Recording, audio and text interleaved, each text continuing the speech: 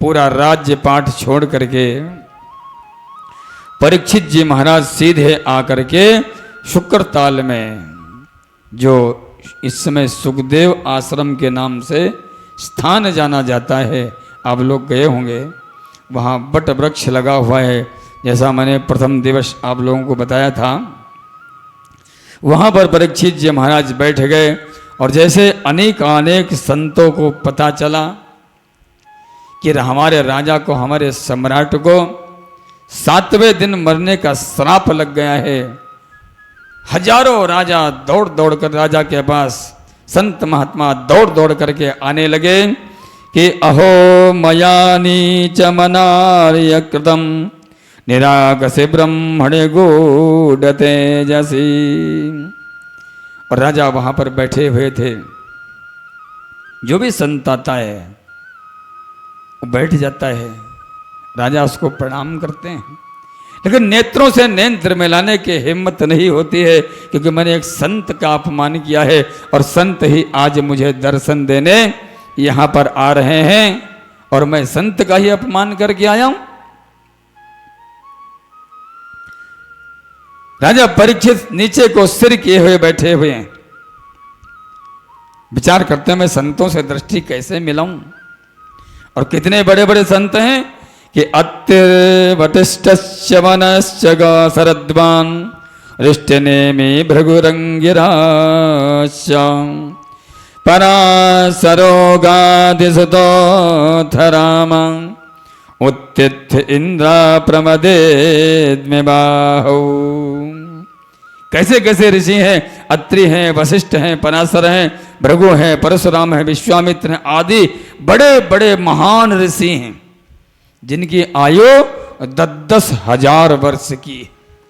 ऐसे बड़े बड़े संत महात्मा, विमलात्मा, अमलात्मा, जो भी सुनता है कि हमारे सम्राट को श्राप लगा है, आता है, राजा उठ करके साष्टांग दंडवत करते हैं और दंडवत करके चुपचाप बैठ जाते हैं, लेकिन नेत्र से नेत्र नहीं मिला पाते हैं, क्योंकि मैंने एक संत का आज अपमान किया।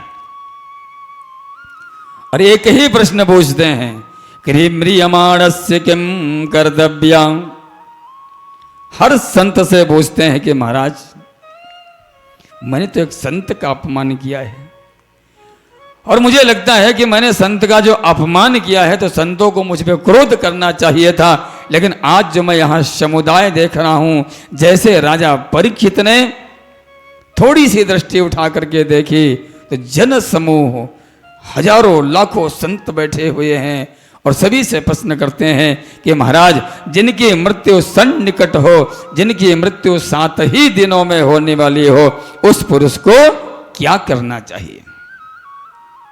म्रियमाणस्य सर्वस्य किम कर्तव्य, कि महाराज मरने वाले को क्या करना चाहिए, क्या श्रवण करना चाहिए, क्या मनन करना चाहिए, क्या पूजन करना चाहिए, किसकी सेवा करनी चाहिए। अब बड़े बड़े ऋषि महात्मा बैठे हुए थे।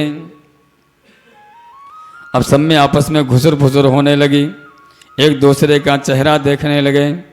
एक संत कहते हैं कि भैया इनके 7 दिनों में मृत्यु होने वाली है, तो इनके लिए महामृत्युंजय के जाप करवा दो। दूसरे संत ने कहा कि महामृत्युंजय के जाप से इनकी आयु नहीं बढ़ जाएगी। किसी ने कहा लक्ष्य चंडी के पाठ करवा दो, किसी ने कहा कि ये पूजा करवा दो, इस समय इनकी ये दशा खराब चल रही है, इस समय इनकी ये ग्रह खराब चल रहे हैं। आपस में चर्चा करने लगे, लेकिन कोई निर्णय ये नहीं कर पाया कि परीक्षित का उद्धार कैसे हो। और जैसे ही भगवान को पता चला कि परीक्षित को श्राप लगा है, तो भगवान ही कहते हैं कि उसी समय क्या होता है कि भगवान ही सुखदेव जी महाराज के रूप में प्रकट हो गए, भगवान ही आए। जैसे परीक्षित पे 2 बार संकट आया, पहले भी हमने आपको पूर्व में सुनाया, जब परीक्षित गर्भ में थे तो अस्त्र छोड़ा अश्वत्थामा ने, वो भी ब्राह्मण था। अश्वत्थामा वो भी ब्राह्मण था, उसने ब्रह्मास्त्र छोड़ा कि परीक्षित को जीवित नहीं छोड़ूंगा, गर्भ को जीवित नहीं छोड़ूंगा। तो भगवान वहां गए और भगवान वहां भी अस्त्र लेकर के पहुंच गए, परीक्षित की रक्षा करी। और आज भी परीक्षित के ऊपर संकट आया, ये भी ब्राह्मण है, इसने बाघ वज्र यानी बाणी के द्वारा आक्रमण किया है, तो आज भी भगवान जो है सुखदेव के रूप में पहुंच गए। बोले तत्रा भवत भगवान व्यासपुत्रो। सुखदेव जी महाराज वहां प्रकट हो गए। और सुखदेव जी बाबा कैसे हैं? सुखदेव जी महाराज के तन पर एक वस्त्र भी नहीं है, लंबी लंबी भुजाएं हैं, लंबे लंबे केश हैं, चौड़ा वक्षस्थल है, मुखमंडल पर बड़ी सुंदर आभा है। और सुखदेव महर्षि महाराज चलते हुए जा रहे हैं। इनकी सुंदरता को देख कर के कई सुंदरियां ऐसी होती हैं कि उनके पीछे लग लेती हैं, मुखमंडल की आभा को देख करके आकर्षित हो जाते हैं, उनके पीछे पीछे चलने लगती हैं। छोटे छोटे बच्चे उनके पीछे जा रहे हैं कि नंगा बाबा जा रहा है, नंगा बाबा जा रहा है, नंगा बाबा जा रहा है। लेकिन सुखदेव जी को कोई फर्क नहीं पड़ता है। सुखदेव बाबा तो ऐसे हैं कि सब में एक दृष्टि रखते हैं, उनको तो ये भी नहीं पता है कि स्त्री कौन होता है और पुरुष कौन होता है। ऐसे सुखदेव जी महाराज निज लाभ तुष्ट कहते हैं कि राधा कृष्ण के परमोपासक श्री सुखदेव जी महाराज चलते जा रहे हैं। और जैसे सुखदेव जी महाराज पहुंचे तो जितने बड़े बड़े संत थे, महान उच्च कोटि के संत, अमलात्मा, बिमलात्मा, संत आत्मा, सब उठ करके खड़े हो गए और सुखदेव जी महाराज को प्रणाम करने लगे। महाराज पहुंचे तो सब संत उठ करके खड़े हुए। परीक्षित ने जानकारी की, मन में ऐसा भाव आया कि इतना 16 वर्ष का अवस्था का एक बालक जब यहाँ पर आया तो ये 10 हजार वर्ष वाले संत महात्मा उठ करके इसको प्रणाम कर रहे हैं। इसका मतलब बालक अद्भुत है, बालक के अंदर कोई अच्छा गुण है। जब इतने बड़े बड़े महात्मा प्रणाम कर रहे हैं, तुरंत राजा उठे और उठ करके चरणों में गिरे, साष्टांग वंदन किया और कहा कि महाराज मैं तो कृतार्थ हो गया। आसन दिया, 150 पूजन किया और पूजन करके प्रश्न कर दिया कि महाराज मैंने सुना है कि आप जैसे संतों के यदि एक बार दर्शन मिल जाए तो उसका जीवन धन्य हो जाता है, और दर्शन के साथ साथ में यदि आपकी चरणों की सेवा मिल जाए तो महाराज वो भवसागर से भी पार हो जाता है। और महाराज चरणों की सेवा के बाद महाराज यदि आपका चरणों तक पान करने को मिल जाए तो महाराज उसका जीवन का भी उद्धार हो जाता है। और मैंने ऐसा सुना है कि उसके साथ साथ में महाराज आपके वचनों की अमृत के गंगा में यदि स्नान करने को मिल जाए, आचमन करने को मिल जाए तो महाराज उसका मैंने सुना है कि पुनर्जन्म ही नहीं होता है। तो महाराज मेरा तेसाम संस्मरणात् पुंसाम सद्यः शुद्धन्ते वैग्रहं किं पुनर्दर्शन स्पर्शा पाद शौचासनादिभिः अदा प्रक्ष्यामि संसिद्ध्यं योगिनां परमं गुरुं पुरुषस्य यत्कार्यं म्रियमाणस्य सर्वदा। महाराज मैं एक ही बात जानना चाहता हूं कि जिनकी मृत्यु सन्निकट हो उस पुरुष को क्या करना चाहिए? जिसकी मृत्यु 7 दिन में होने वाली हो उस पुरुष को क्या करना चाहिए? कौन सा भजन करना चाहिए? क्या सुनना चाहिए? क्या जपना चाहिए? कौन सा पूजन करना चाहिए? महाराज ये मैं सुनना चाहता हूँ, इसका मैं उत्तर चाहता हूँ। सुखदेव बाबा बोले वाह भाई, भाई हम तुम्हारे आए 2 क्षण तो हुए नहीं और आते तुमने प्रश्नों की झड़ी लगा दी।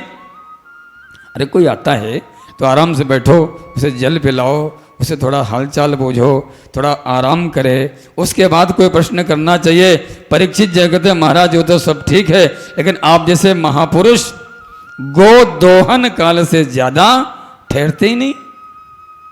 जितनी देर में एक गौ माता का दूध निकाला जाता है उससे ज्यादा आप ठहरते नहीं। और महाराज मैंने अगर बूझा नहीं, आपकी सेवा में लगा रहा और आप एकदम उठ करके चल देंगे, तो महाराज अब मैंने प्रश्न इसने कर दिया है कि आपको इन वचनों का उत्तर दे करके ही जाना होगा।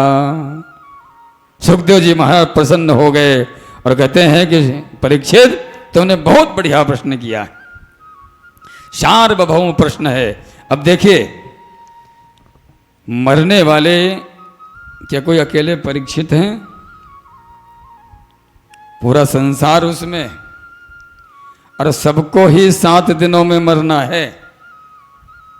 सोमवार, मंगल, बुध, बृहस्पति, शुक्र, शनिश्चर, रविवार, अगला फिर सोमवार ही आएगा।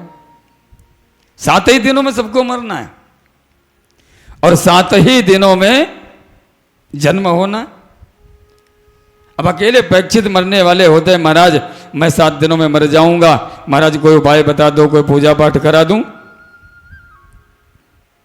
तो ये व्यक्तिगत प्रश्न हो जाता। लेकिन परीक्षित कहते हैं कि महाराज जिनकी मृत्यु 7 दिनों में होने वाली हो उनको क्या करना चाहिए? तो सुखदेव जी महाराज प्रसन्न हो गए। वो कहते हैं परीक्षित तुमने प्रश्न बहुत बढ़िया किया है। अब देखिए महाराज सुखदेव बाबा जो हैं, सबसे पहला जो अक्षर मुख से निकला है वो वकार ब्रह्म बीज निकला है। ये जो बीज मंत्र होते हैं, जैसा मैं अभी शायद कल या परसों बता रहा था, मैं बीज मंत्र बहुत प्रभावशाली होते हैं।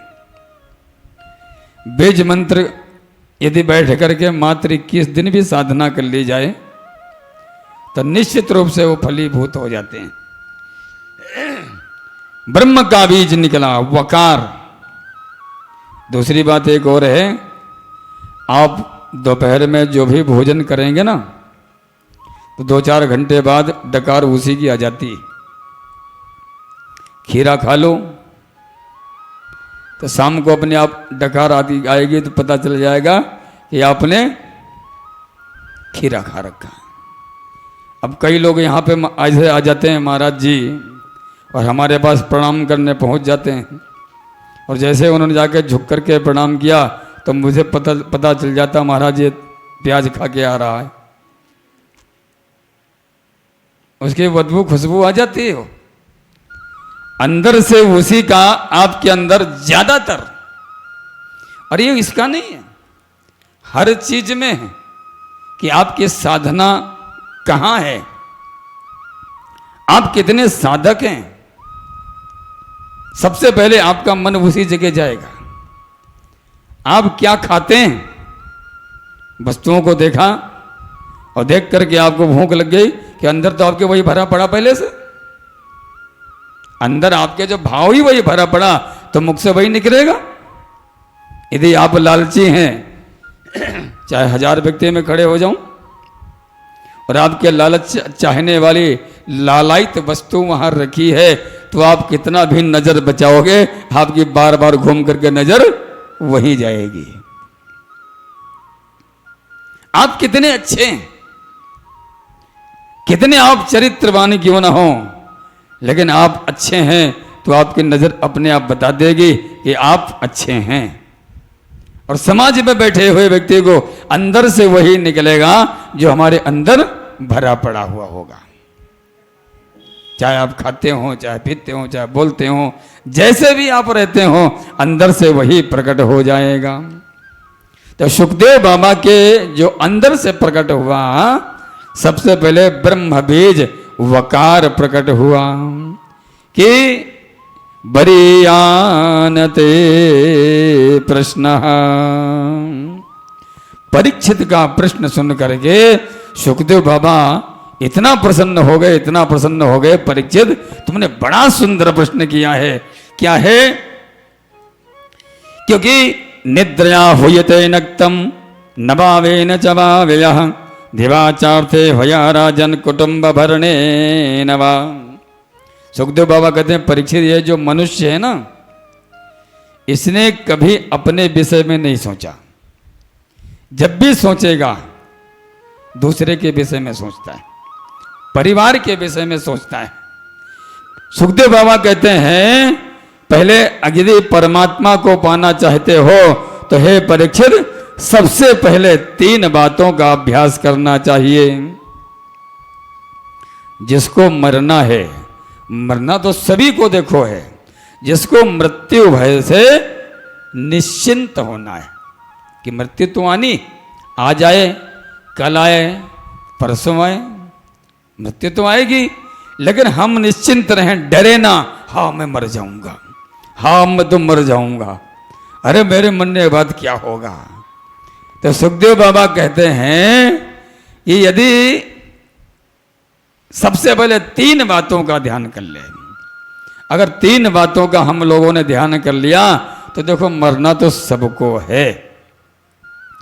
भगवान राम स्वयं भगवान थे, पिताजी को जाना पड़ा, भगवान कृष्ण स्वयं कृष्ण से फिर वसुदेव जी को जाना पड़ा। तो कहने का मतलब है कि सबको जाना है,